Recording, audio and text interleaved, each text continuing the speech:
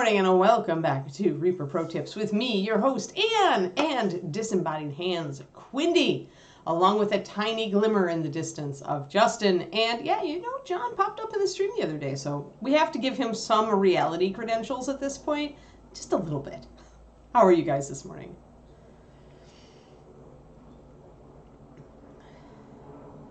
Off like a herd of yeah, you know, that's my life lately. is very slow mornings. Good. I'm glad that people are doing well. Hello. Kiki's being good in her crate right now, so you know. Oh yeah, he's a tiny glimmer. Yeah, he's a tiny glimmer off in the distance. I only hear from him when he's like, "OMG, I forgot to tell you about ReaperCon, blah blah blah." Kiki is, wait, I have a picture. With the Kiki puppy.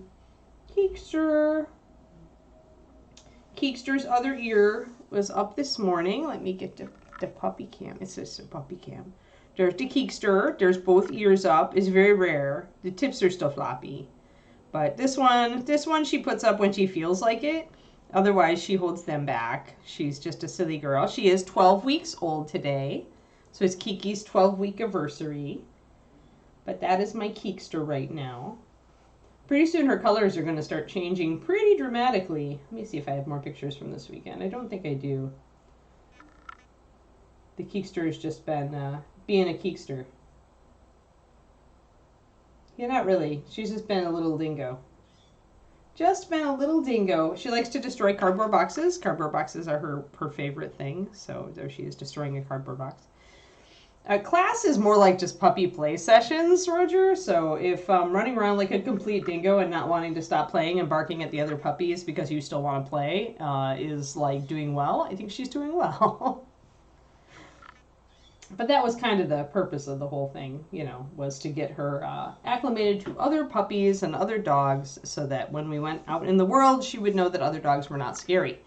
Now she will be barking at them because she wants to play with them when she sees them in the outside world.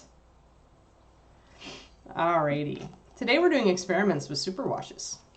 It's Superwash experiment day, which means actually I do need to like strengthen up some of our zeniths just even a little bit more than we are right now.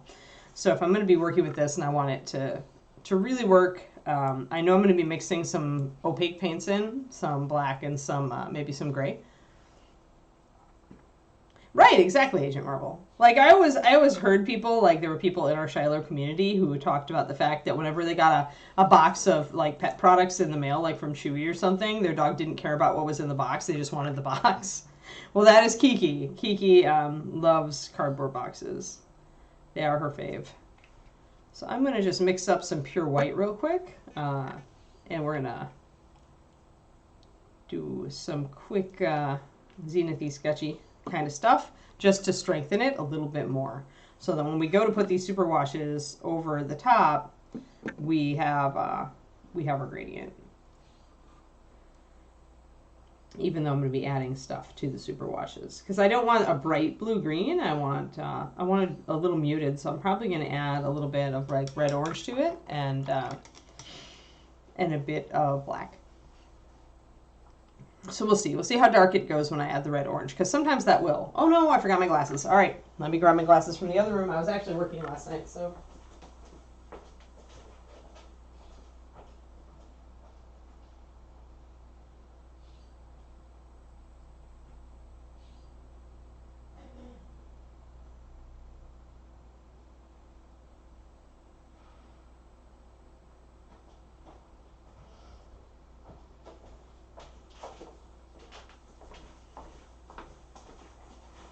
Got quite a bit of painting done yesterday on my personal projects, like Ms. Battle Nun here is coming right along. She's pretty cool. We worked on her on my stream, and then I did a bit more on her over the weekend. So if you want to see me work on my own stuff, that's a Saturday stream. It's about 3:30 p.m. USA Central Standard Time. Yes, and of course I have a Patreon, which I'm going to be putting up my $5 PDF hopefully today. I just realized I wanted to do a couple more swatches for it. Like sometimes I do those PDFs and I'm like, I really need a couple of example swatches in here. And then I have to postpone it and finish those up. Whatever essentially telegraphs my points the best. So I'm going to be concentrating now on areas where the light is really, really falling. And that'll be like right here where this is sticking out, a little bit on this other side. Wherever I'm putting this white down is where the color of my superwash is going to be strongest. So I have to remember that.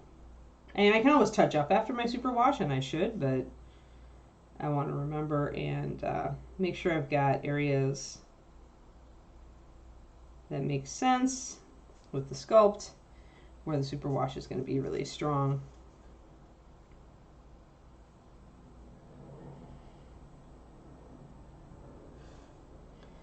And then I want the insides to be actually a little darker, so I'm going to leave it more of a gray here.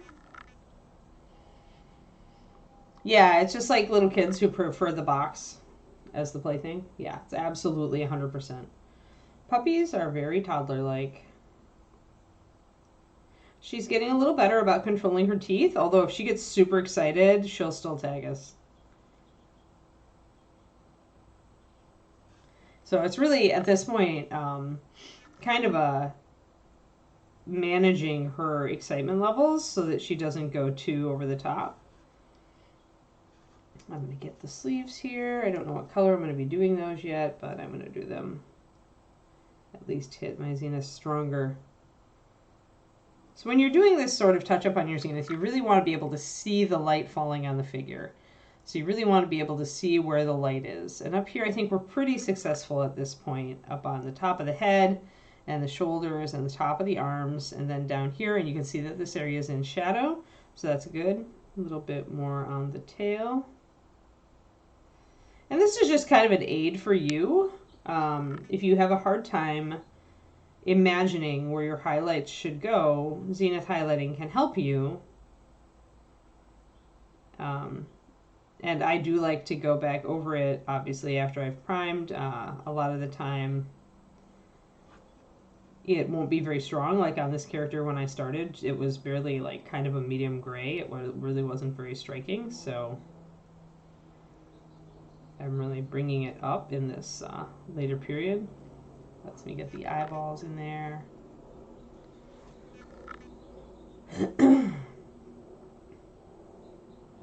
But yeah, I want a nice... I also need to think about, do I want these feathers to be that color? And if so, then I need to bring them out a bit with white highlight, so the superwash will go over the top of them. It feels to me like I could use that, like that color, like I need that. Like I'm going to have the teal on the shoulders, and on the bottom, I think. I have to think about now where my teal is going to be. I think it is going to be a lot of teal. I have to decide if I'm just going to do the cape or if I'm going to do, like, instead the arms and the thing here and do the cape a different color. Maybe the cape should be kind of a blackish purple instead. Maybe I should do that. Yeah, I can do that. And I can work with super washes on that too. So I'm going to go back here. Now, one thing you can do, should you choose, is to put Clotha. Agent Marvel, zenith priming is, yeah, well, if you were doing bones, then yeah, you would paint black and then you would spray the white primer. If you are doing a metal figure like this is, then you'd be prime black and then prime white. But yeah, you want to spray from the direction that the light is coming from. Both, usually you need to do it both on the front and the back, depending. Most people don't want their models to just be lit on the front, so they're more likely to do kind of an equivalent spray, which is what I did here. I wanted an overall top lighting, so I sprayed slightly from the front and the top, and then I sprayed the same from the back to get that same lighting.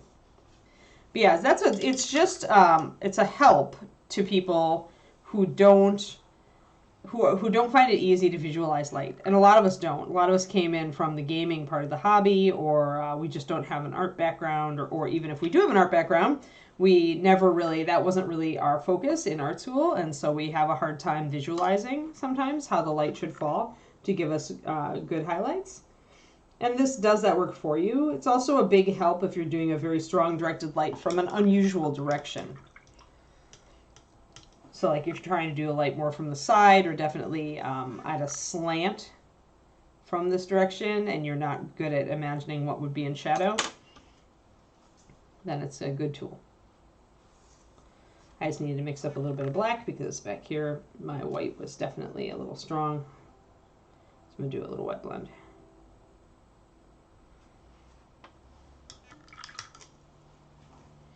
So what you can do back here is you can, as I was saying, is you can choose to do a little bit of cloth texture if you want to. I haven't been on this guy so far. Oh, and my white is way thin down now, so I'd have to bring it back up if I was going to do that. But you could do a little bit of like sideways strokes to kind of suggest. Let me get a little bit more white in there. Suggest the cloth texture if that's what you want to do. You can do that with underpainting, or you can do it with highlighting. It is up to you. Both work. I tend to suggest it with highlighting, but I will use underpainting if I'm doing something complex or I'm layering up different colors.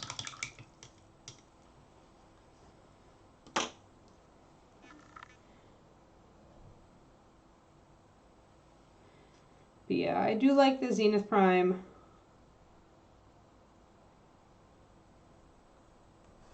Lately, as just kind of a base for starting out. So you can do just smooth highlights, or you can do the texture. And you don't need to get your smooth highlights super smooth. You can get them just mostly there because the wash is going to disguise a lot of any choppiness in your brush strokes. All right, I think I'm going to do just a little bit more on the back of this cape, but I mostly wanted the light up here, and I want just a little bit more down here, and then we will start applying washes. I'll need to see if I've got appropriate colors for what I'm thinking on this robe. But yeah, you can be very choppy about your, and a lot of people will call that sketch style if you're really leaving a lot of brush marks when you're putting in your white and black. You could even go very, very artsy with this and go something like a crosshatch if you want to. Like you could absolutely do just like they do in fine arts, and you can go and do kind of a crosshatch stroke and use that. A lot of it will disappear when you put the wash over the top, but there could be a little suggestion left that you might enjoy. You can do stippling, you can do all sorts of, like, any pen and ink stroke that you can use to suggest texture in a drawing, you can use on a miniature. It's just like on a miniature, you know, just as with the drawing, you're using it to suggest a texture. So think about the texture that you're trying to convey, and remember that you need to be consistent then. All right, I think that's going to be okay. We'll just go with it. We'll find out. This is an experiment, right? So I'm keeping a lot of this down here more in shadow. I will pick it up just a little bit. Just to make sure there's something down there. There's a lot of pieces of cloth down here. He's wearing a lot of layers of cloth, raggedy cloth. That's why he's a necromancer, right? All right, there we go. A little bit more there, and I think we're good. I'm going to keep his feet pretty dark right now, except for the front toes. He is wearing a little wrap here, so I want to make sure that I remember that there is a little wrap there. And then he's got his fuzzy little toes, which I can get with my Zenith, and his little claws. Although we'll end up doing those separately, I'll just highlight them to remember them.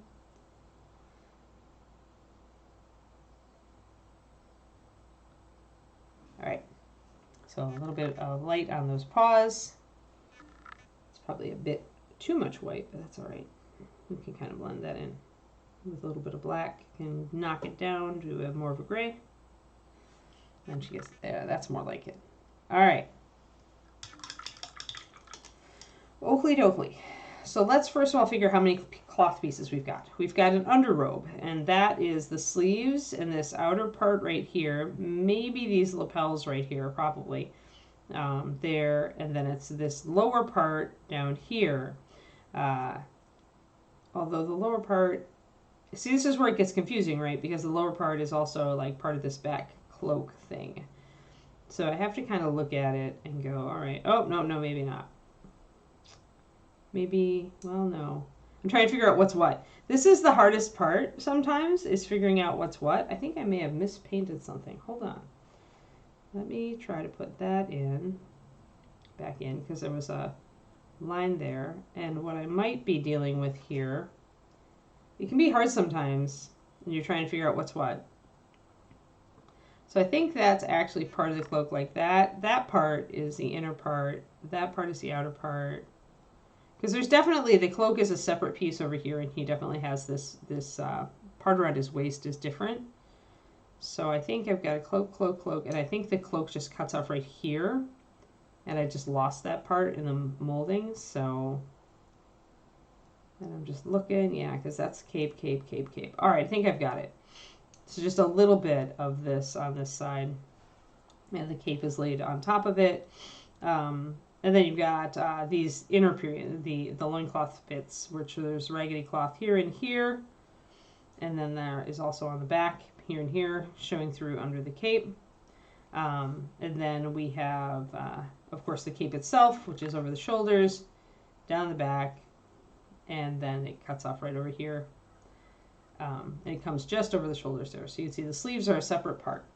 So you want to kind of figure this out before you start throwing paint everywhere. Because sometimes, as we all know, like concept artists can really do some elaborate costuming with many layers of cloth, and that can make your color scheme like really difficult. Because you're just trying to figure out what's what, and you have to kind of figure out, well, what color is this and what color is that, and especially if you're doing like the washes like this, you need to figure it out so you can apply it correctly. Oh, I suppose I should really highlight his little sword there real quick, just so I don't forget it. Put a little bit of light on that sword. There we go.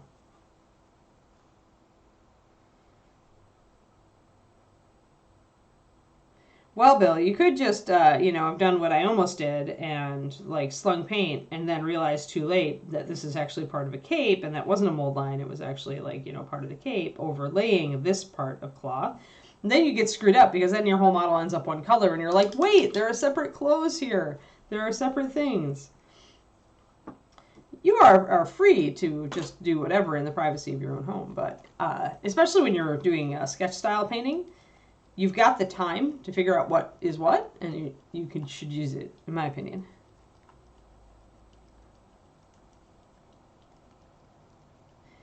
Just to know, we are doing a dark teal on part of his clothing, and I may go for purple black on the other, but this is the entire purpose of this project is to play with Reaper Superwashes, so I'm actually going to go over here and see what I want to use for the cloak thing. There's a dark violet that I might be able to throw with the black magenta. So we may go with a mixture of these two for that, and then a mixture of these for the back. So we're going to be playing with these washes today. So this is going to be Tempest Blue plus Emerald Green, and Mythos Magenta plus Draw Violet are the colors we're going to work with here.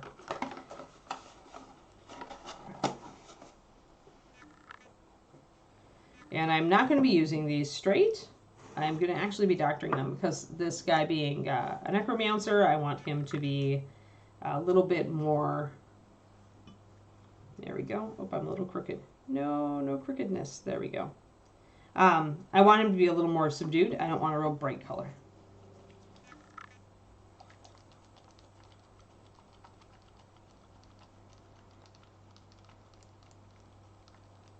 Necromancer. I like Necromancer. All right, so usually blue is a little bit stronger than green. So I'm actually going to go with 2 drops of this emerald green wash. Actually, I'm going to do 4 drops of the emerald green wash. Come on, emerald green wash. Come on, squish out. There we go. And I'll start with 1 of the Tempest Blue to see how it goes.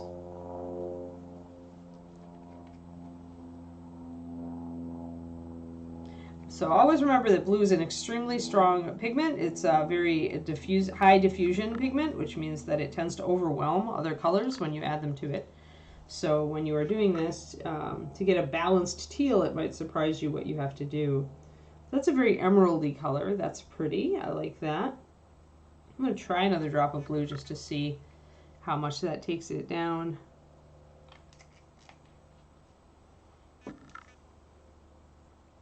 That's a good color. That's a real good color. All right, now I want to mute this out a little bit, and I can add regular paint or I can add a different superwash to do so. I think I'm going to actually mess around. I think there might be, I think this kind of blood-kissed red might have a little bit of oranginess to it, or Templar maybe. So we've got a couple of these. Actually, the Templar red is probably more like what I want to mute this color. I want its complement. So complement to green is red, and the complement to blue is orange. So I want a reddish orange, and that's what I've got here. So I'm going to actually use a tiny bit of this just to... Oh, good, Mage Blitz. Yeah, that's all the fundamental stuff. I have more. I missed this month, so I need to put up two at the end of this month, beginning of next. I think I'll do layering and glazing. So I'm going to just add a tiny bit on my brush. And that's going to darken it. Darken it and mute it. That's actually pretty good. Kind of feel like I want maybe a little bit more.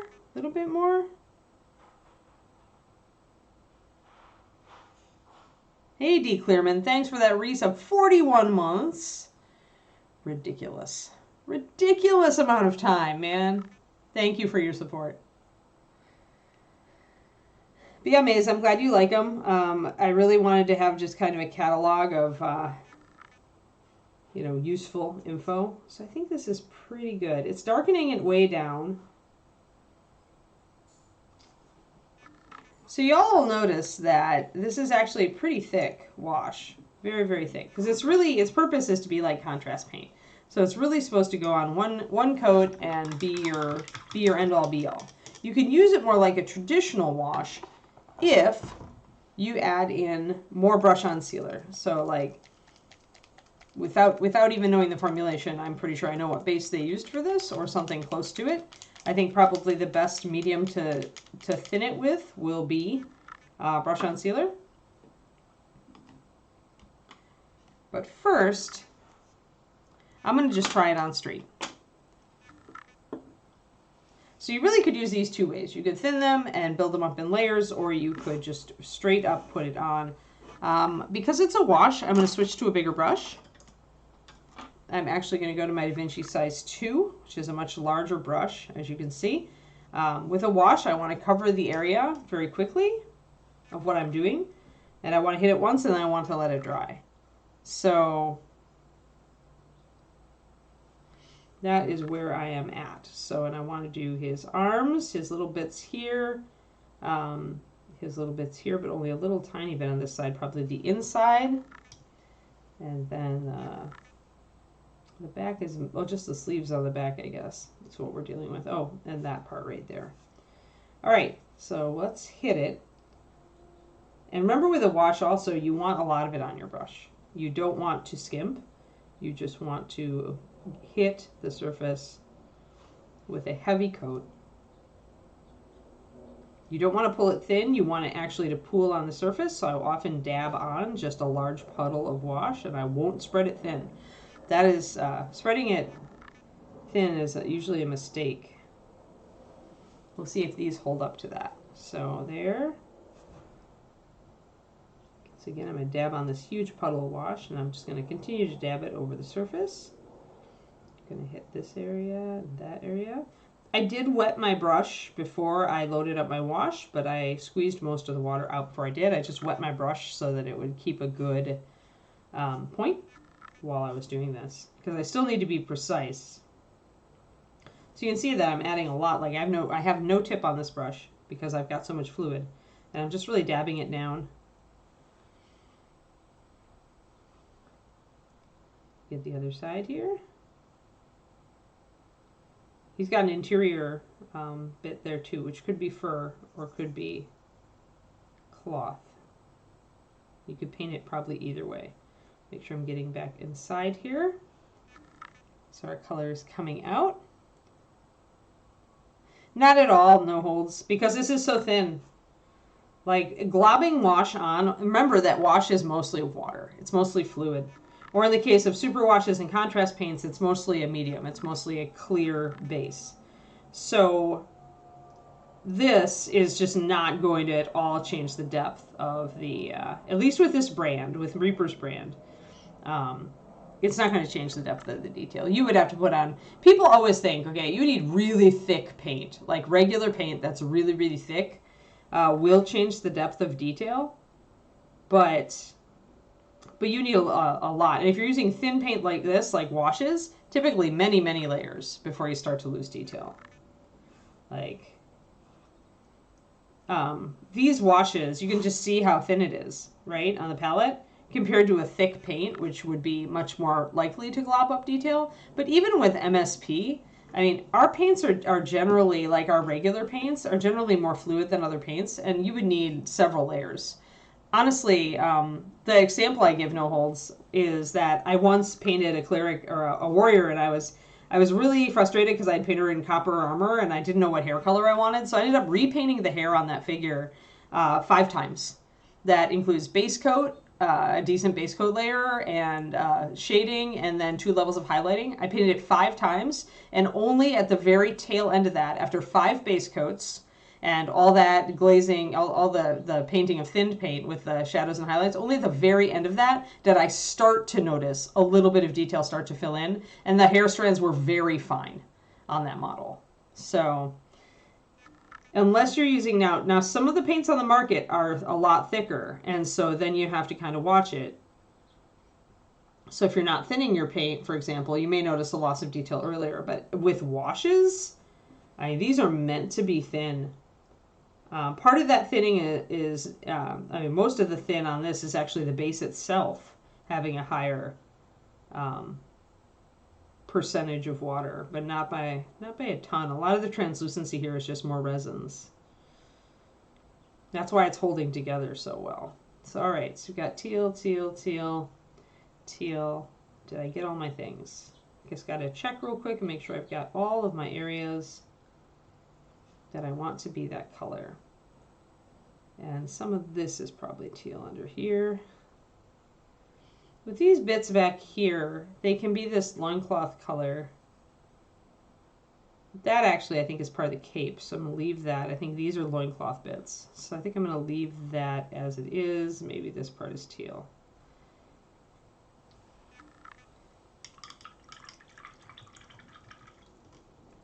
Yes, this is a mix of superwash colors. This is Tempest Blue, about 1 to 2, with Emerald Green, plus a couple of dabs on my brush of Templar Red to add a complementary color to mute down the teal a bit so that it's not as bright. Yeah, even if it'd been a normal human Zachariah, if you were using thinned paint techniques for your shading and highlighting, you won't notice a loss of detail. It's only when you're using really thick paint, you haven't gotten used to using thin stuff. Let me get this in focus. Then you can really notice a loss of detail. So the color here is pretty vibrant. It's a pretty good teal.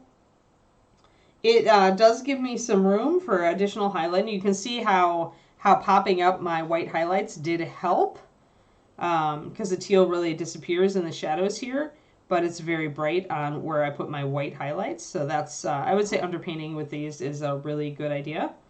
You can see the areas that were gray, like the inside of these little flaps here, are much more dim and not as vibrant.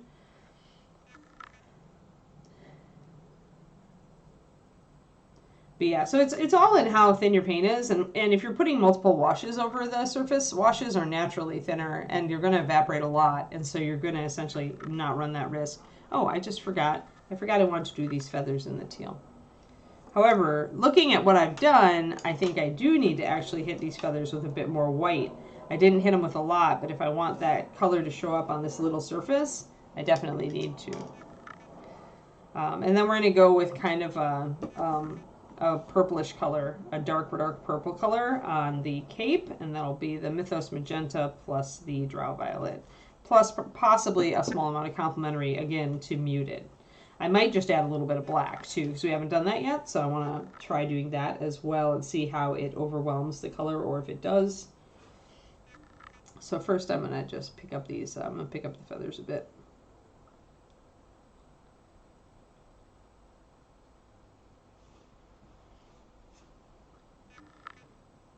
So this is kind of like if I'm testing a new paint product, I like to use it as kind of as intended first, which I was. Now I'm going to start mixing in other stuff to it to see how it changes.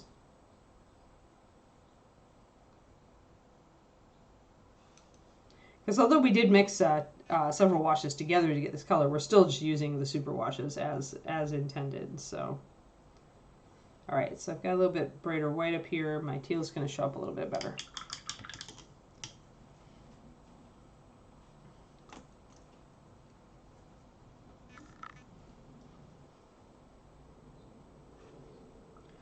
Make sure that's dry before you throw the superwash on it.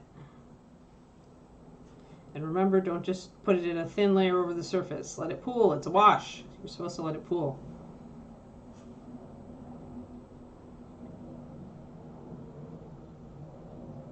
How on earth did Ron let you get away with feathers on this one, Julie? I thought he hated feathers. Or was he just desperate, and so he just let you do it? All right, so now let's play around with Superwash. Right now I'd say pretty good matchwork contrast paint. The nice thing I'm liking already about the Superwashes is that they are drying matte. With many of the current wash iterations out there on the market, I find that they have a semi-glossy finish or a satiny finish that detracts, and these, as you can see, are drying very matte, which I really like. Yes, Ron hates feathers on models. This is a long time thing, from ages ago, from the eons past. Ron hates feathers. Unless something large has changed and he's had a change of heart regarding feathers, but I cannot believe that that would happen because, you know, it's a very long-standing feud. All right. So I'm going to do, again, we have to remember that paint with a lot of blue in it is going to overwhelm another color. So I'm probably going to do 2 drops of the magenta, 1 drop of the violet to start out. This will be the cape color. Once I have these in place, I originally had thought gray tabby about this kitty, but we'll see. I may go with more of a golden color.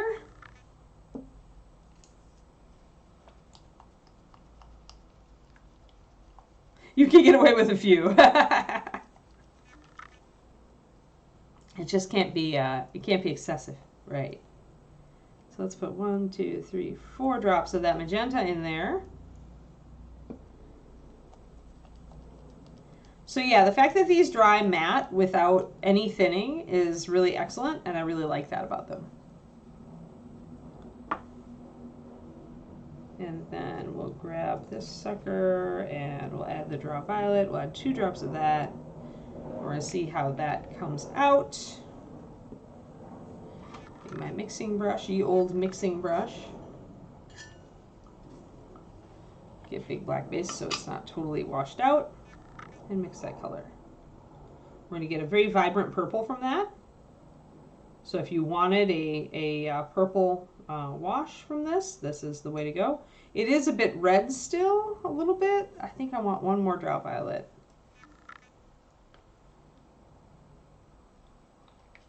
Now, if you want to mute this out, now that we have it firmly in the purple camp, the color to add would be yellow, and we do have a yellow superwash. That would mute it out.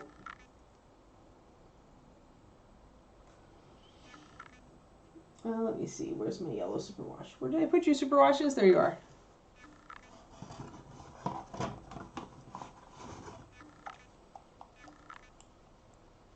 And I want it very dark also, so I'm going to want to darken it.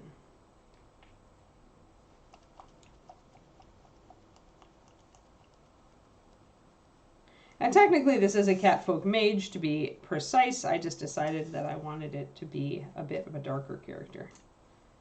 Alright, so again, once again, with muting colors, I'm going to add just a tiny bit onto my brush. Yellow, though, is not a very strong color, so I don't expect this to change the purple very much. But it will make it less bright. That changed it just a little. I want a little bit more. And this is how I honestly would tune each of the super washes. I would just put a little bit on my brush. Now it's getting more of a bruisey purple.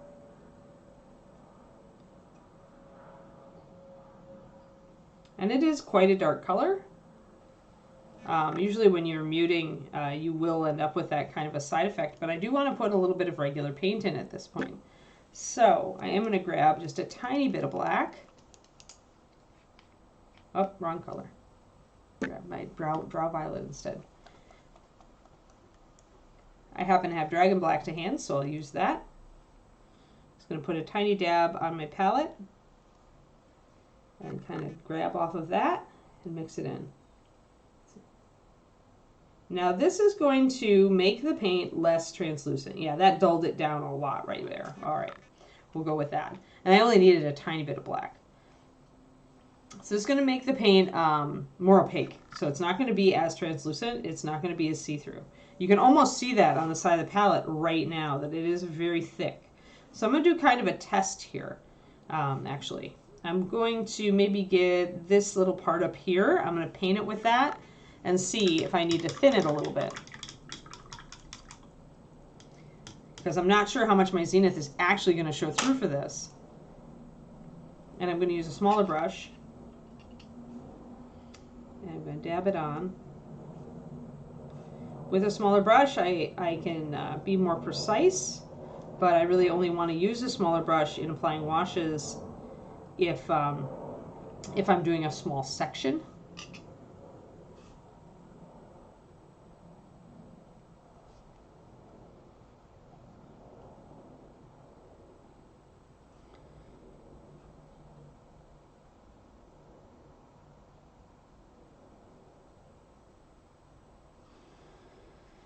So I can see this. My zenith is coming through just a little. You can see it. Just a little. And it's very dark.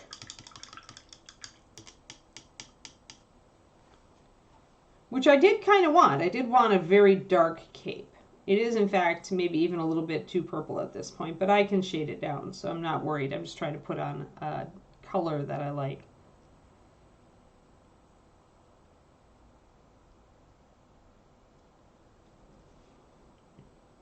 But yeah, you can see how I added that tiny touch of black, and it did increase opacity.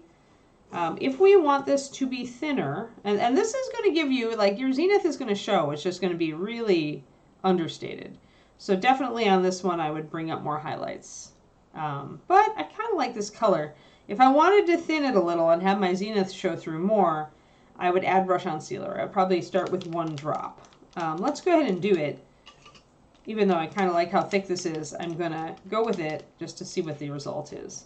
So let's actually just add one. And I would not add any water. Similar to the Games Workshop contrast paints, you do not want to add water to thin super washes. You don't want to even add wash medium. Don't even add that because it's got a fair bit of water in it. Hey, Jazzian, it's good to see you.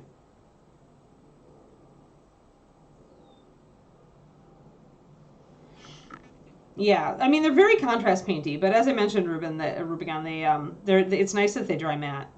I really don't like the contrast paints because several of them dry very glossy, and I just don't appreciate it. So adding in one drop of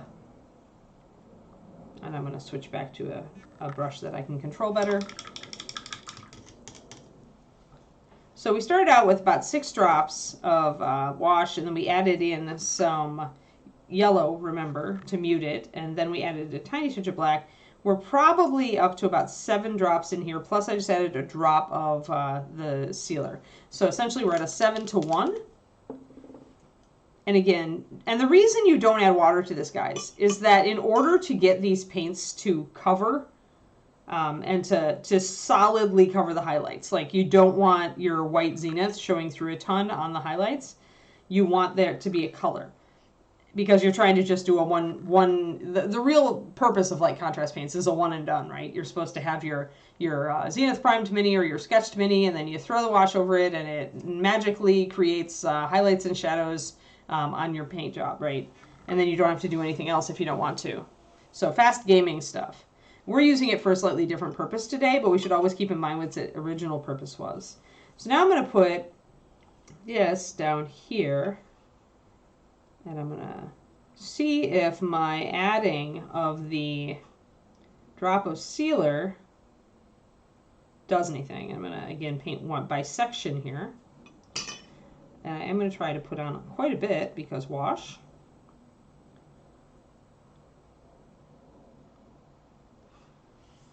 And I'm going to try to get this over here.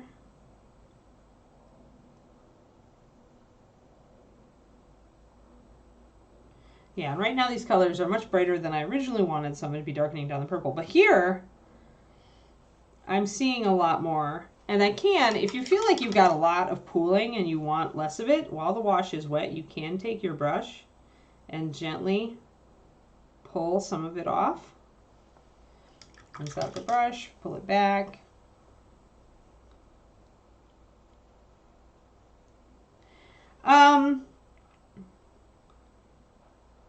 Superwashes really aren't, like, honestly, if you're going to hypersaturate colors in acrylics, I would use the clears, Bill. The clear brights, clear red, clear yellow, clear blue. Those are clear magenta. Those are really your saturation tools. You can see that this does leave brush strokes. So that's why you don't want to pull this real tight over the surface generally. But I'm pulling it off, so I'm going to go try to pull it a little bit more. There we go.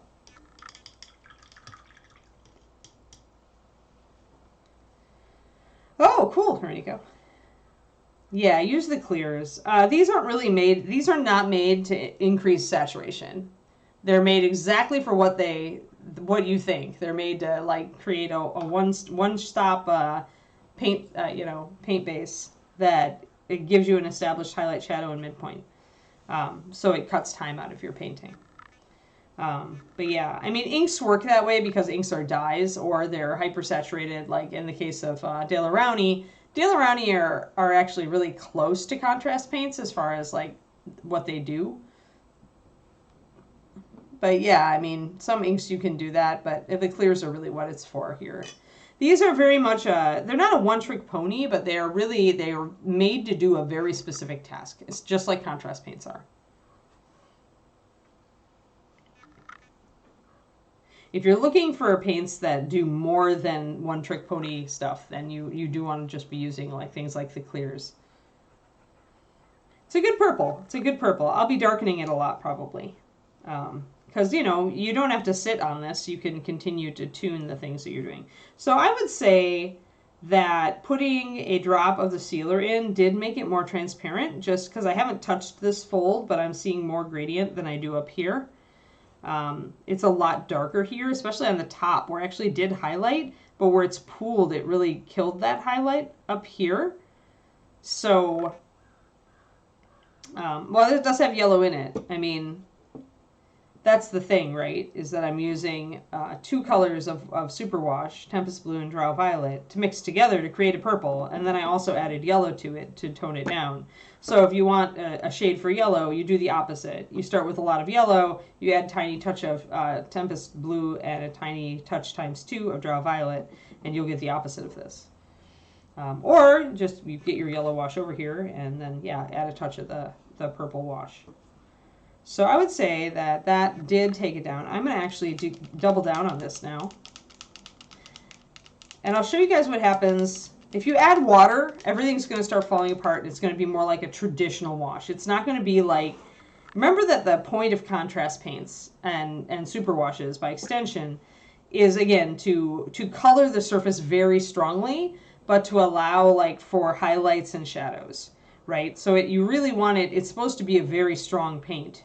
It's not supposed to be a traditional wash. If you add water to these, they're going to turn into a traditional wash, like right away.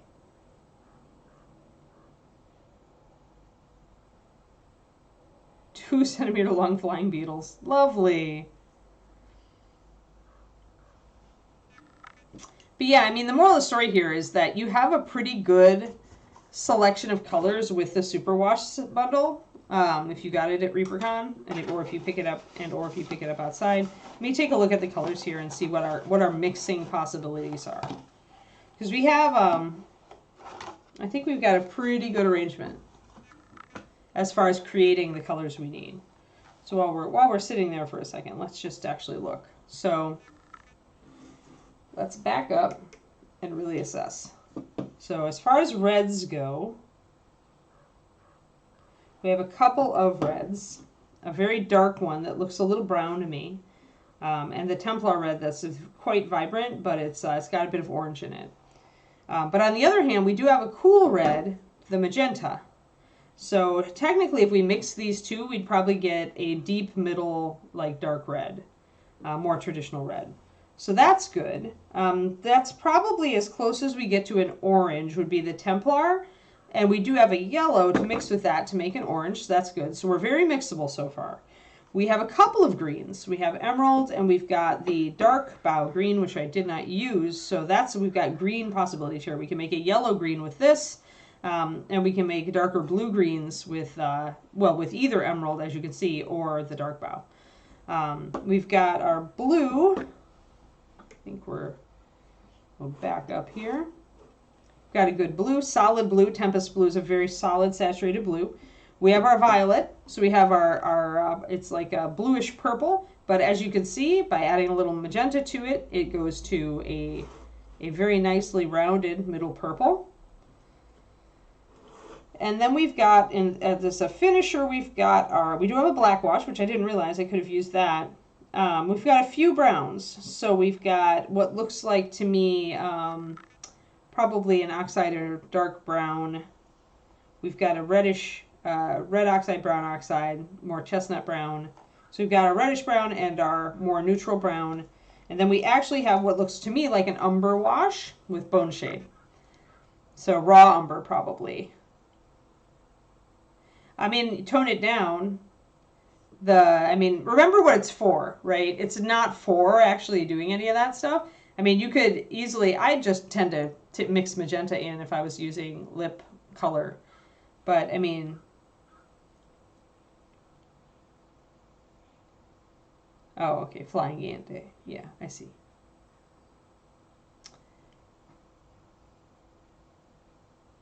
The purple's pretty vibrant, actually. I don't know. I would mute it more. I would do a brownish purple, but then I don't like purple drow.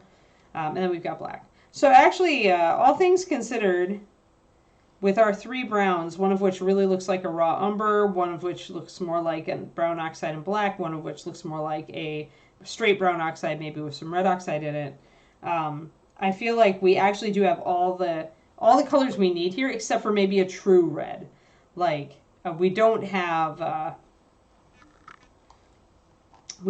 like a true red. We've got this dark red that looks like it's got brown in it. We've got this orangey red right here, and we've got our magenta. So actually, let's try to mix a more of a true red.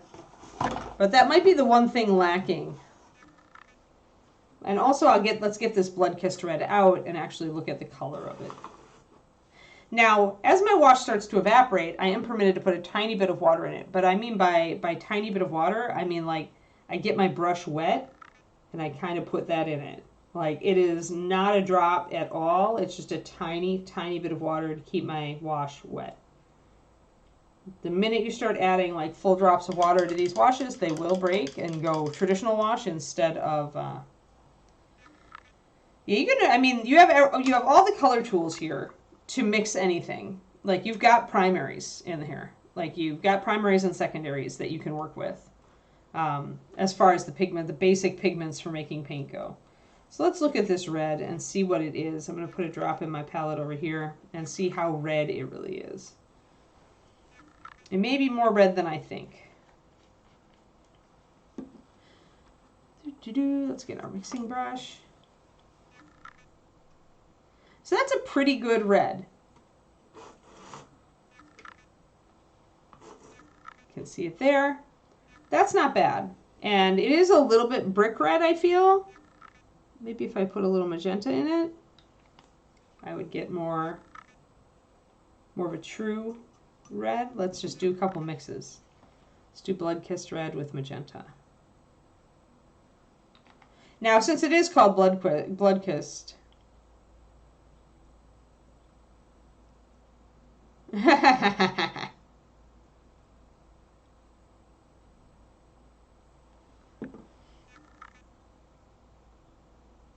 so blood-kissed being called blood-kissed, it probably does have some reddish brown in it because blood, you know, does. But I think if I was looking for like a medium, yeah, this is looking good. So if you want a more true red, I would actually go with a mixture, more heavy on the blood-kissed and then lighter on the magenta. And that would give you a more traditional, and I'm going to throw water in this. Watch how fast it breaks. 1 drop of water, and it's now a traditional wash. This is just like any wash that you would put on anything. It's no longer a contrast paint. It's no longer a superwash. So when you add water, it's going to break right away if you add any amount at all. Like, look at how that totally impacted that. So now it's like totally a standard wash. If we put it over anything, it will act like a standard wash. So if you want to use superwashes as standard washes, I would say, based on that, about a 4 or 5 drops of superwash plus 1 drop of water will let you turn it into a normal wash, if you want to use it that way. Because that's a pretty good wash consistency right there. So yeah, I would say that actually, based on this, you do have the tools you need in this basic wash selection, superwash selection rather, to mix pretty much any color you might want, period. At least any middle grade color or darker, which is the whole point of washes. Anyway, you want them to be darker to put shadows in. But I would say you do have the primaries you need. All right, now back to where we were. As you recall, I added a tiny, tiny bit of water. Kodiak, do you know about what Games Workshop contrast paints are? What essentially contrast paints and all of the things that have come out since then by other companies mimicking them, what they are is they are meant to be used over a zenith highlighted model or sketched model, or sometimes over just a white primed model, depending on what line and what color. And the point is that it's a super heavy wash, so that it acts like it gives you a base coat, but it also gives you shadows, and it's still thin enough to show highlights. So the point is that if you're painting a bunch of mooks for a game, or for, you know, for D&D or for armies, and you just want to get paint on it, and you only want to put one coat and done, but you still want it to like bring out details and stuff, then contrast paint, aka superwashes, aka, I don't know, what are this, scale 75 has some, Chimera I think has some, you know, there's a bunch. So this is supposed to be potentially a one and done. I can put a layer of this on and it looks decent and I'm just going to game with it. Yeah, they're meant to really cut down on time when you're doing a lot of gaming models. And I find that's why I wanted to do a stream on mixing them, because I find that the regular colors are too saturated and a lot of the time I might want more muted versions of them. So I wanted to try mixing it, yada, yada, yada. Yeah, AP speed paints and so on. Yeah, exactly. It's good for board game. For layered painting, no. This is a quickie technique. It's not a slow and good technique. Like, I can start with this and I'm going to turn it into something good, but I'm going to use layering to do that. Will it save me time? Debatable. Debatable. I probably could have gotten a base coat, shadow, and highlight on, like, given I'm going real slow, right? The problem I find is that without having a lot of experience with it, you don't know exactly how it's going to turn out. Like, I really wanted this to be a bit darker and a bit more muted, and it turned out a little lighter. So now I have to correct that. So it's not saving me time then. If you have enough experience with them and you experiment, like, say you've got a whole, like, bunch of zombies to paint, and you spend some time experimenting so you know exactly the colors you want and it gives you exactly the result you want, then it lets you paint 100 zombies in, like, a couple days. You're like, thumbs up. You know.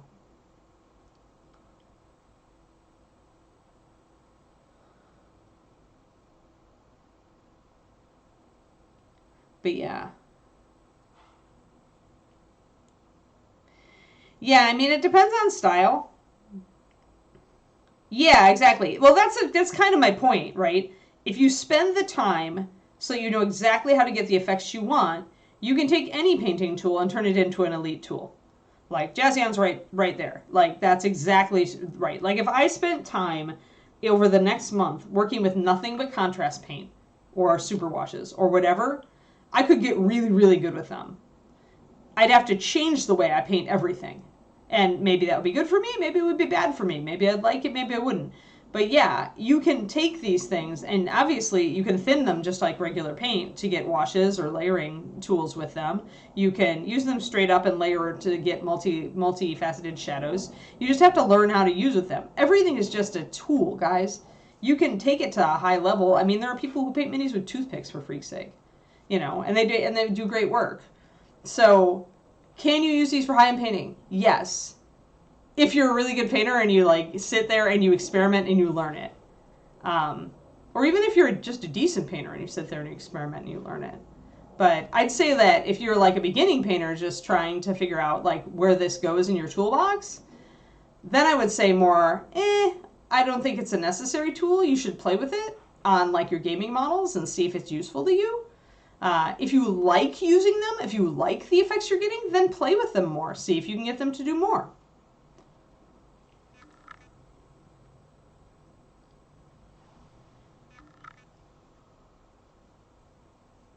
Yeah, but it doesn't save you much time, right? You definitely have to, if you want a good paint job, you have to go back and you have to doctor it a bit. Yes, exactly, Big Apple. Yeah, for me it's not a time saver because I don't necessarily like the effect, and so I'm going to end up going over it with a lot of layering anyway. So it's debatable whether it saved me any time. I should have just put a base coat on.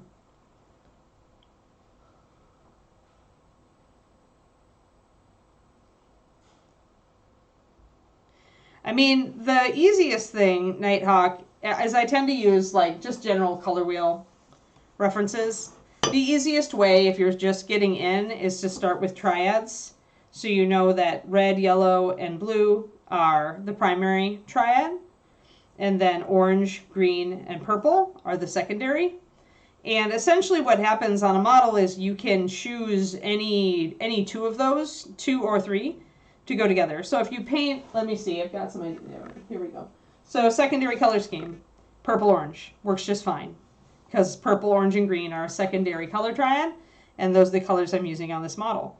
The yellow, in that case, also works because it's a complement of the purple. So that's kind of a rule. I do a lot of stuff on this on my Patreon. On color. I don't have a lot of time to go into it here. But essentially, if you just remember the red, yellow, blue, and the green, orange, purple, and know that you can use 2 or 3, and the puppy is barking. Settle down, pup.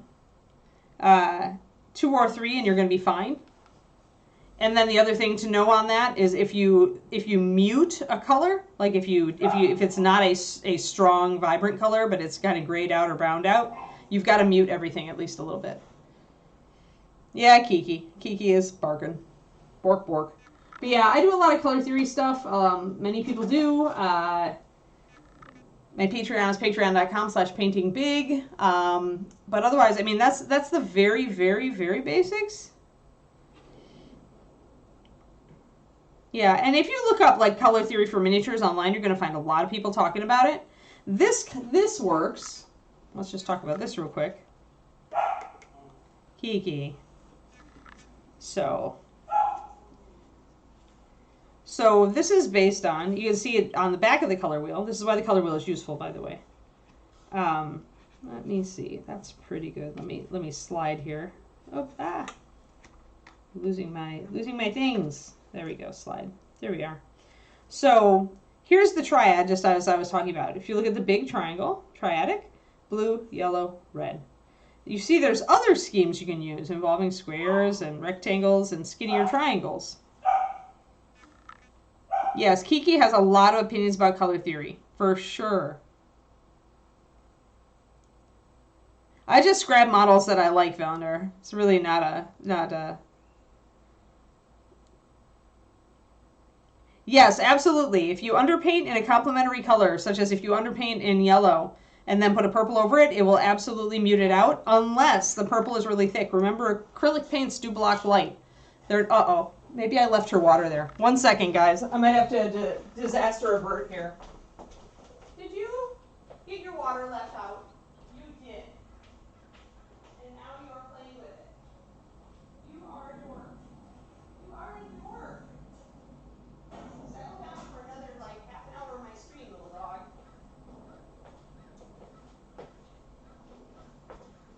So her water gets hooked over the side of her crate, and if she gets bored, she decides to play with it.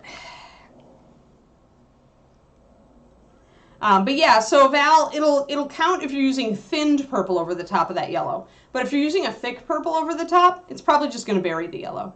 So it depends on the transparency. Now, if you use Superwashes and you use yellow and then you went over the top with a purple, yeah, it would absolutely mute it out. So hold on. So I want to talk about purple and teal here. So that is more of a... Essentially, you're sliding it, right? So you got your purple here. And you've got your blue-green here. And purple and green go together well. But then if you look at the tetrad here, the square, you can see that violet and blue-green actually do go together in this color scheme. And especially if they are matched with yellow and red-orange. So if I put gold on this kitty, that would be a good call because gold equals yellow. You know, but this is kind of how... this can teach you kind of what colors go together. And then really you just have to remember that if you are muting the color, if you're adding white, adding black, or adding complementary colors, essentially getting more of a grayed out or browned out version of the color, you want to make sure to keep doing that with all your colors. Yeah, she's whining. She's whining because I took away her water plaything. I should actually make sure she has a chew, because I don't remember if she does. 1 second. Sorry, puppy distractions, guys, this morning. You have a chew? You want a chew? Let me give you a chew. Here. What's this? That's your bully stick.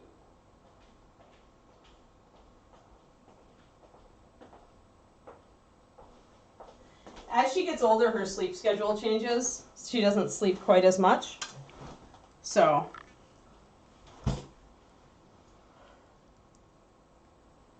Yeah, if you get a color wheel, one of these little pocket color wheels, they're really like small and easy. This is just the scale 75 one I got with one of their Kickstarters, but if you just go on Amazon or wherever you are and art stores, ask for a small color wheel, and most of them should have this diagram on it. And then you can just, slide the colors around to get where you want. And on the front, it is going to show you kind of like if you add white, that's the color you're going to get. Add black, that's the color you're going to get. And it's also going to give you kind of this adding red, yellow, and blue. So by this token, you can look at what happens when you add a complement. So if I add red to green, I get kind of a grayish color. And if I add yellow to purple, I get this brownish color.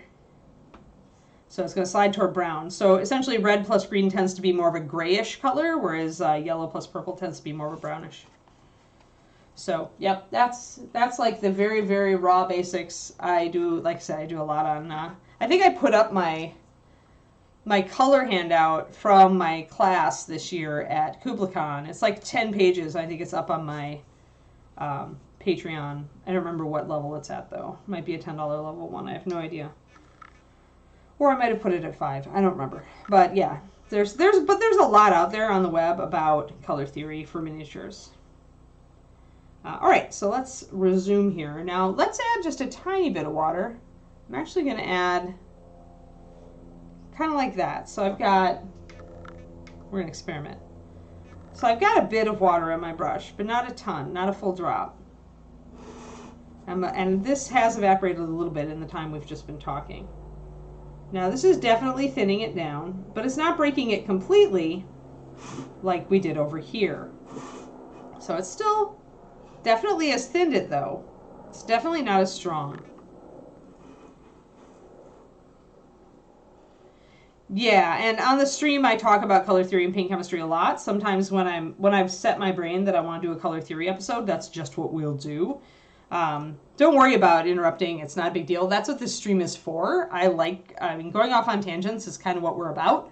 Especially today, we're just doing kind of an experiment stream. So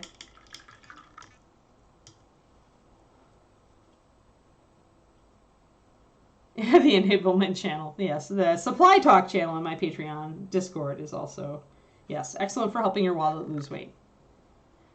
But yeah, I do a lot of color theory because color's my thing. If you didn't know, I'm the creator of Master Series Paint. It is my baby. I left Reaper a couple of years ago, except for this part-time gig. So there's somebody else in charge of the paint now. But everything prior to that, for 15 years, I created all the colors and made almost every batch.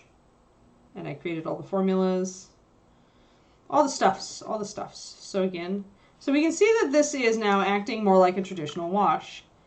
It's not quite as strong as it is. It's not nearly as strong as it was there, and it is weaker than it was here. You can see how this white is showing through really well, and as this dries, you're going to see that it is much more of a traditional wash.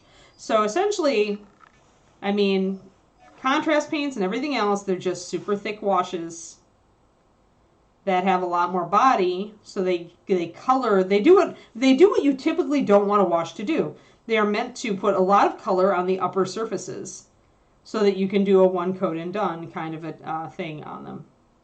Whereas traditional washes, you want them to be more transparent where they fall off the top, because you want to not have them color your overall base that much. You just want them to shade. Oh, squeaky Kiki, so squeaky. But yeah, she's definitely, she's going through those growing pains where she's like, I don't want to sleep for 2 hours while you're doing your stream.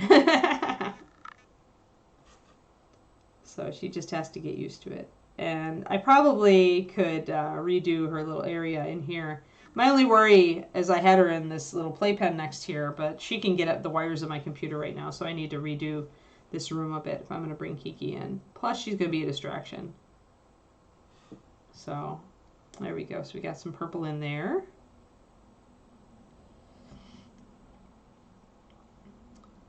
Yeah, heavy glaze. I think heavy, yeah, I mean, at that point, though, if you're talking a heavy glaze, you're pretty much talking a wash. Like, at that point. Because the thing that, for me, Jazzian, the difference here is that with glazes, you never let them pool. With washes, they are meant to pool. These colors are meant to pool, as far as I can tell.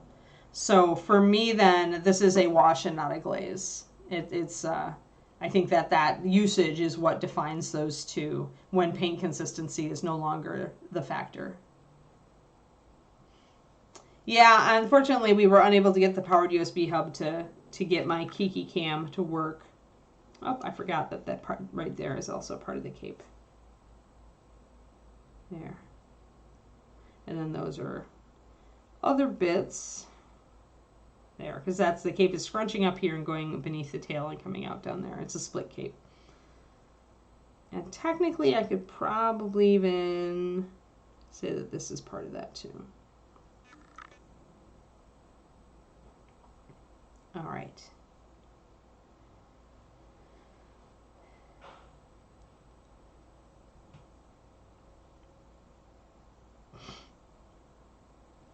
Aw, thanks, Rubicon. Thanks for the cred.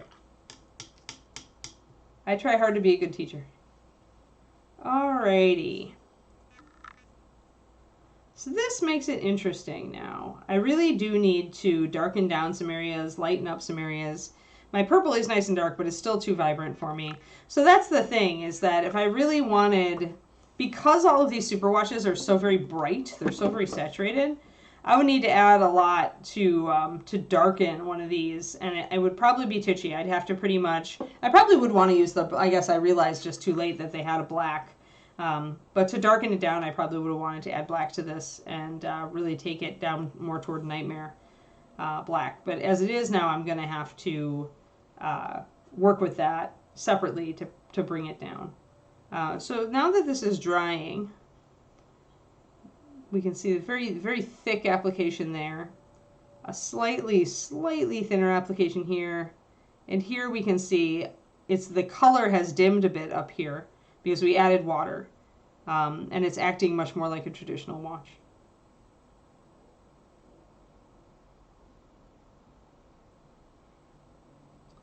No, mixing them with washes would break them somewhat, Jazziam, because the traditional washes have water in them.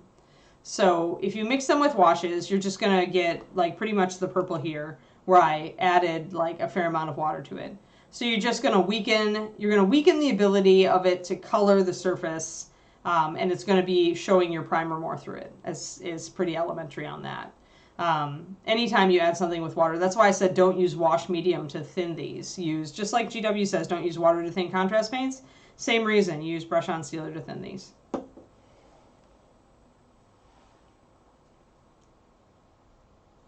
So yeah, as far as mixing them with clears, it would work fine. You'd get more pigmentation.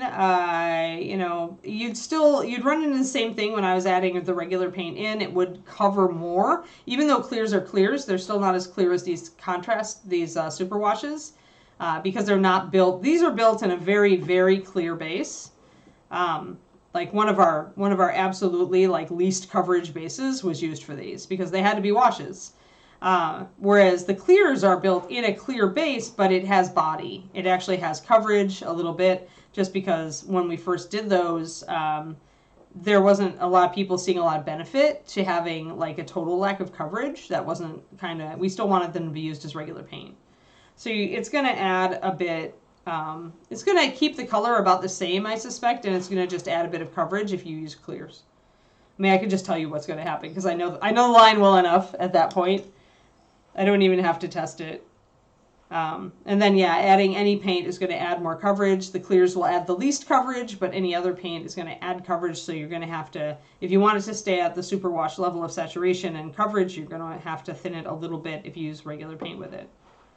But, as I mentioned, if you're trying to make a specific color, there's really no point in using a regular paint with it because you have all of the colors that you need almost over here in this box. The only thing I would say is if you wanted a bright traditional red and you wanted to work with clear red, then that would be the reason.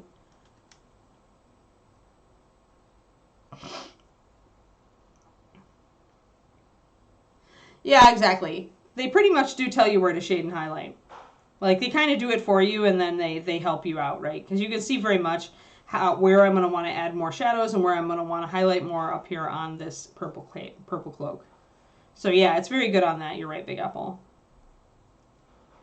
White would make them absolutely bleach out. White will add a lot of coverage, Val, and you'll lose your darks.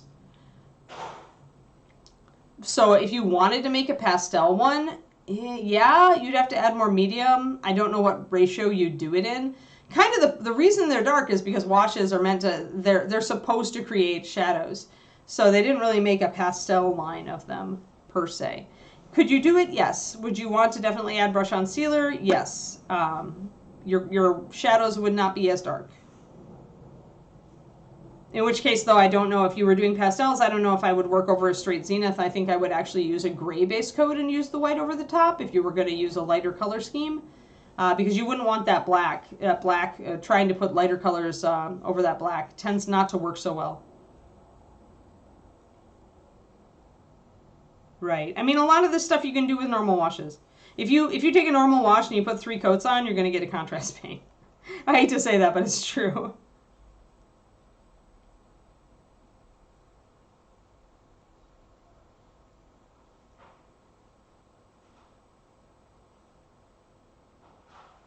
clear plastic. You don't really get them to glow per se, unless you put LEDs in them. You can put an LED light in clear plastic, Nighthawk, to make it glow.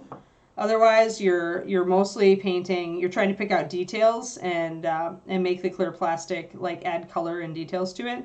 These are 2 clear models that I've painted. The left is a Reaper Fire Elemental. It's not done. I was just like playing around with it to show people how to do it. So when you're painting the clears, but if you want them to really light up, then yeah, using an LED or a micro LED is kind of what to do, to put a light in them. But this is, I did this for the Patreon. This one, yeah, so okay, Nighthawk, Slime Kitty, I painted this model on my own YouTube. And pop the YouTube link up real quick for me, Quindy.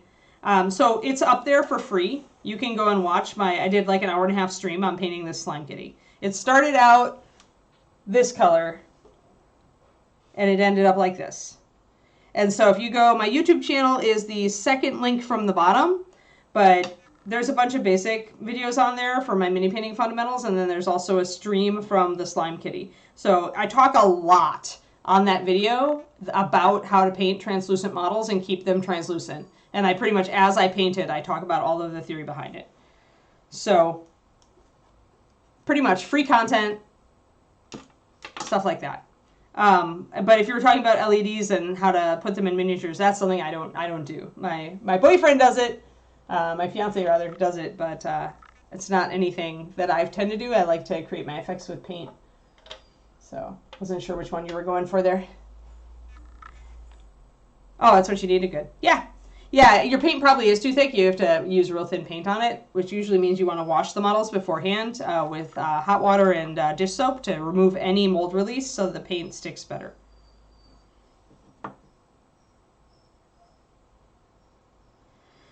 Yeah, I mean, it is what it is. Jeez, Kiki. Kiki's so squeaky. 10 more minutes, Keekster. Settle down. Mama's got to work to pay for your dog food. All right, so yeah. So that's pretty much what I'd say about the Superwashes. I think they're a fair substitute for the contrast paints. I think that I like them a little better because the finish is more matte, so I don't have to fight that.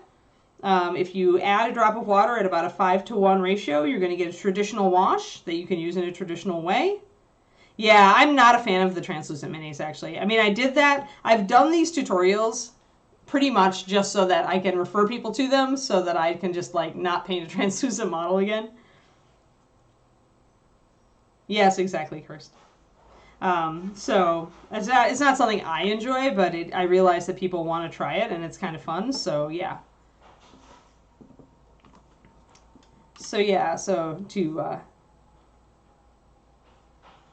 now she's playing with God knows what in her crate. She just wants out. She's just a fussy puppy.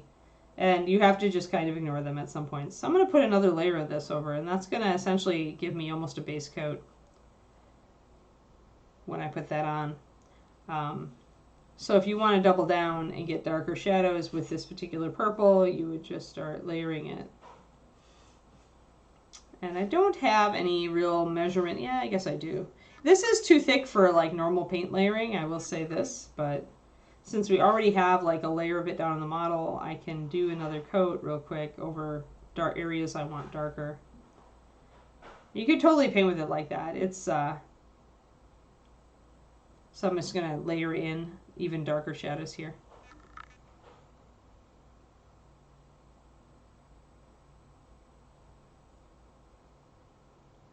I don't, because I mean it's easy. The new super washes are the only contrast. And then the regular washes that Reaper puts out, you'll find under just washes. We do have like a black wash, a brown wash, a skin wash. I don't remember if we have much more. We don't do a lot of regular washes, but that may change. Ed always wanted to put together kind of an army painting selection of products, so just because we haven't so far doesn't mean we don't.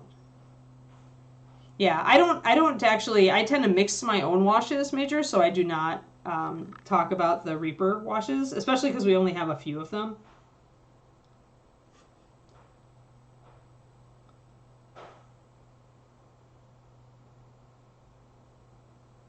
Yeah, Reaper is not, in the past, has not gone big into washes. We have the wash medium so that you can make your own. And I talk regularly, too, about how to make your own washes with using brush-on sealer. In fact, I have a whole video of it on my YouTube. So I always think that that's a bit better than pre-canned, but that's just me. So essentially I'm layering in this color again, guys, to take down the shadows and make this dark, really dark.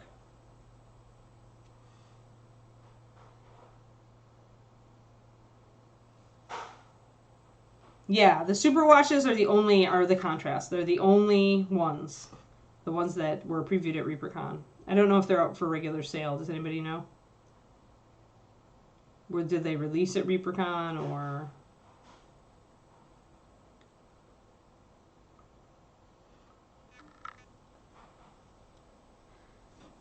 But yeah, I always actually tell people it's better to make your own washes often to tune exactly what you want.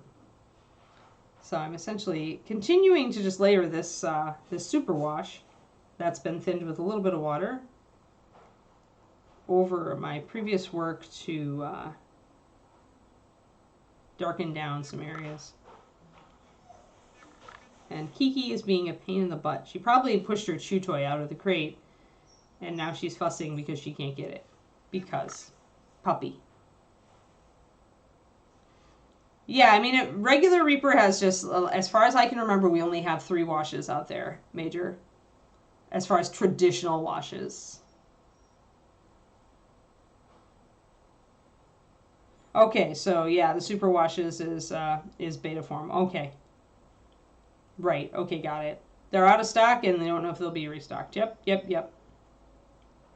Yeah, I mean, the other answer is if you got these, then you can, like I said, about a 5-to-1 super wash to water will give you a traditional wash.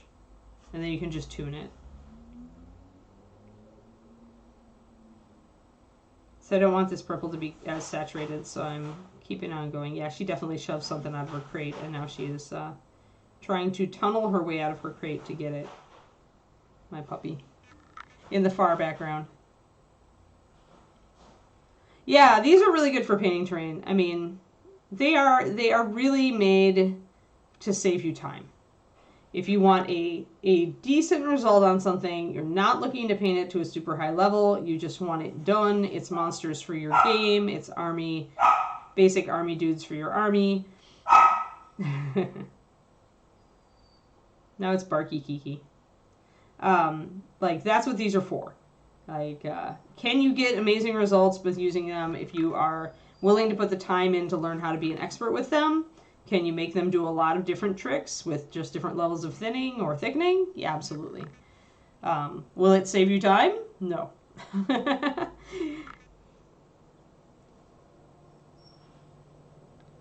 So we're getting that kind of like black, purple black feel that I wanted, although I did really want... Actually, you know what? Let's play. Let's play. Should we play? Let's see if we can mute down this purple by putting a layer of the yellow superwash over it.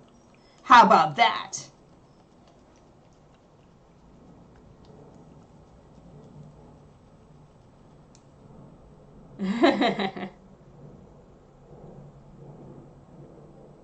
Oh, you can still get them in the swag box. They're just out of stock alone. Got it.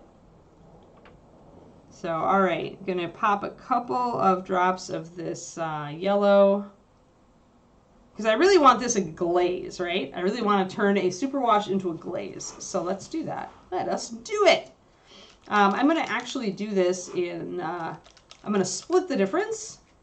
I'm going to get 1 drop of the brush-on sealer and 1 drop of water. Let's see where that puts me with this yellow. Ah! Oh no! I went 2 accidentally. Well, now it's a 2. Let's find out what it looks like. Oh, that's really saturated. Woof! That's some serious yellow.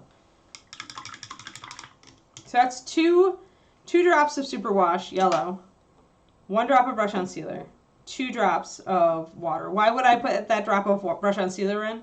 Because if I'm going to break the paint, if I don't want to break the paint, I want to keep some body in it, I'm going to use the brush on sealer.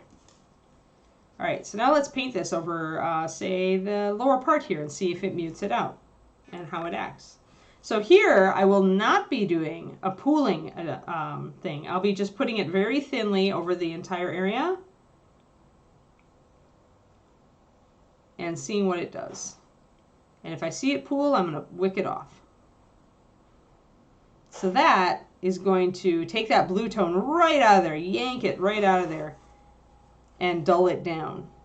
So see the vibrancy up here, and that yellow is like just killing that right out.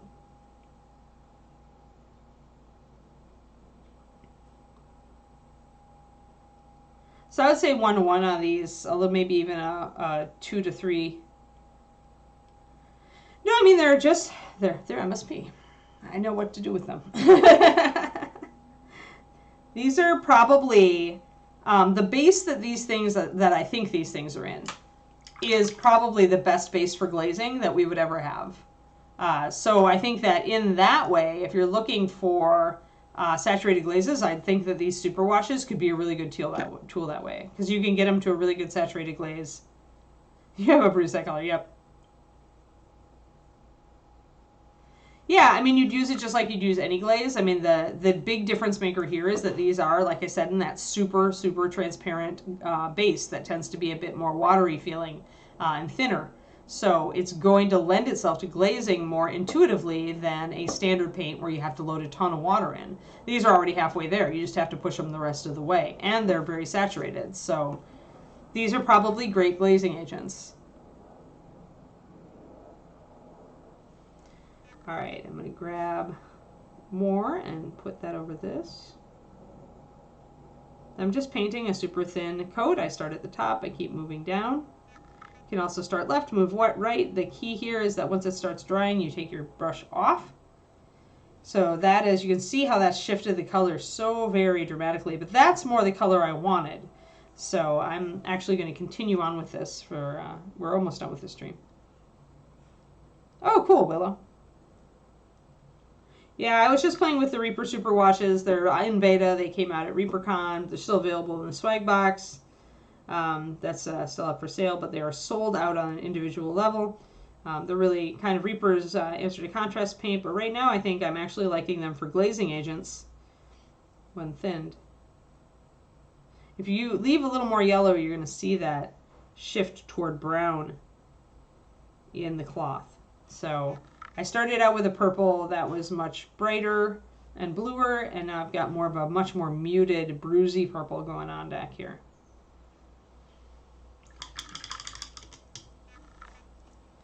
Yeah, I need to start thinking about if I'm going to do a Halloween mini, and if so, I need to get my hands on a Halloween mini to do for the holiday.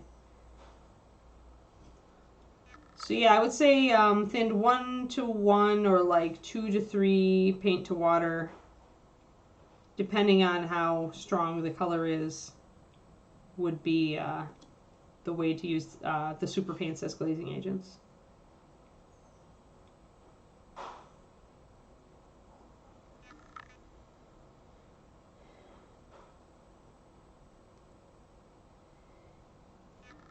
Yeah, in a way, I think superwashes is a misnomer. I mean, in some ways it is, obviously, because you're applying it like you would a wash.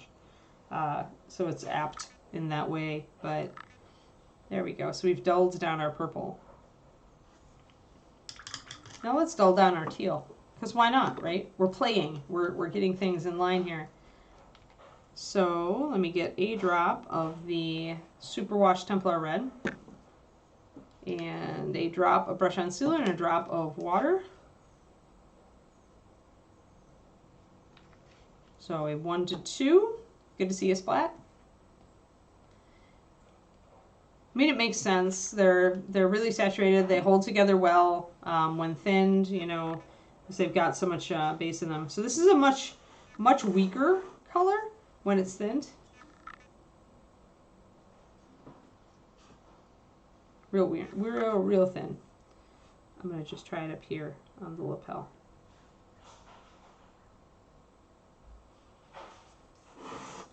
So it's going to maybe require a little bit more load to mute that down.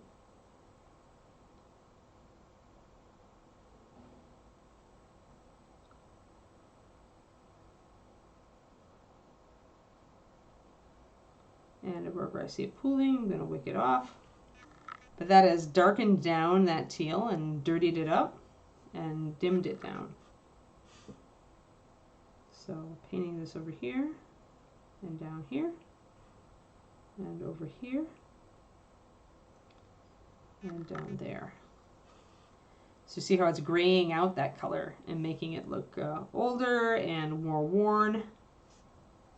It's a lot less bright. I know, Keeks, I know. Keeks is like, it's time.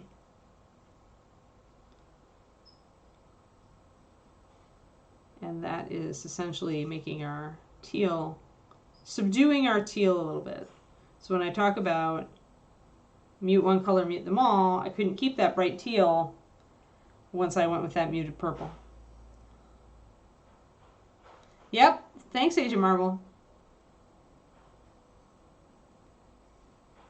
And we'll put a little bit of that red orange over here. Just tone that down.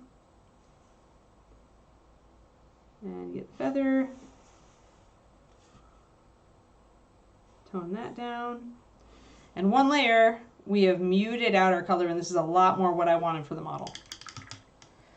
So there you go, guys. We have run through the superwashes. You now know kind of how to use them, many different ways to use them. Very useful, that they can be very useful with glazes. You can use them straight up. You can turn them into regular washes. All the above. Again, if they're in beta, who knows if they will change. Depends. But yeah. Bob has a new witch for this year's Ghoulie bag. Ooh, super. Ooh, I wonder if I could score one of those. That would be awesome, actually, Green Users, if I could score one of those. Yes, may make puppies extremely borky.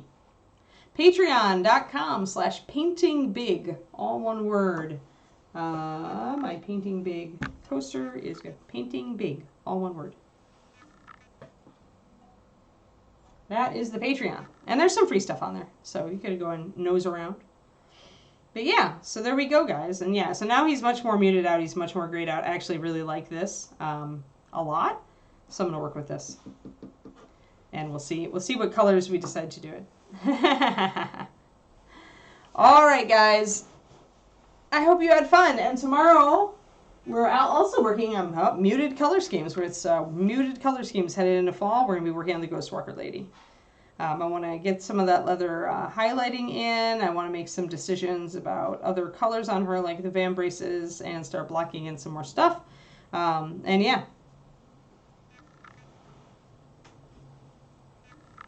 Fun. Yes, no problem. Yeah, overall I'd say surprisingly useful. Like, I'm not a big wash fan, I'm not a contrast paint person, but I do like that glazing, the idea of the glazing application where it's very simple. I think that could work really well. So cool, guys, and yeah, I will see you tomorrow morning, and I hope you have a great start to your week. All right, see you later. Bye-bye.